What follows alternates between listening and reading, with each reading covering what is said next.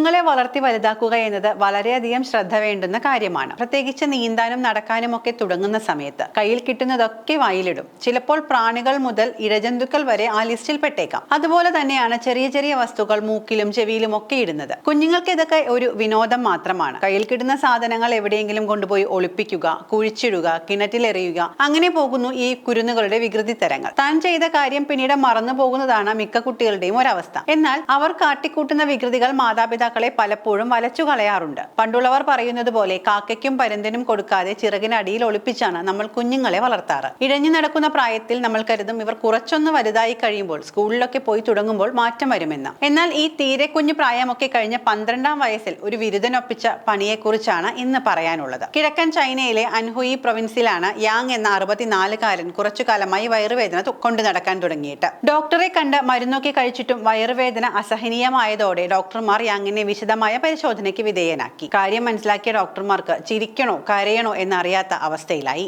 Yang തന്റെ 12ാം വയസ്സിൽ വിഴുങ്ങിയ tooth brush ആയിരുന്നു വേദനയ്ക്ക് പിന്നിലെ വില്ലൻ. 64-കാരനായ ചൈനക്കാരന്റെ വയറ്റിൽ നിന്നും ടൂത്ത് ബ്രഷ് പുറത്തെടുത്തത് 52 വർഷങ്ങൾക്ക് ശേഷമാണ്.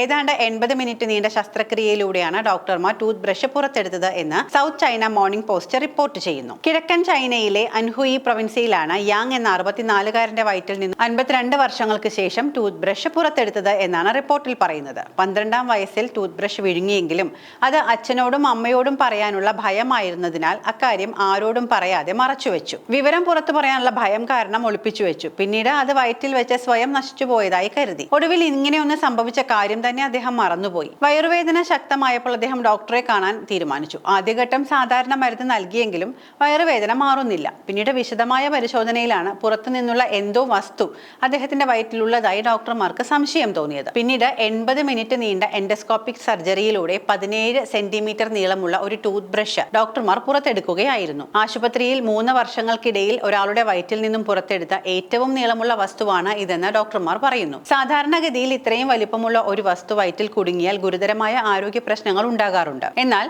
അത്തരത്തിൽ വലിയ പ്രശ്നങ്ങളൊന്നും യാങ്ങിന് സംഭവിച്ചിട്ടില്ല എന്നും ഡോക്ടർമാർ പറയുന്നു.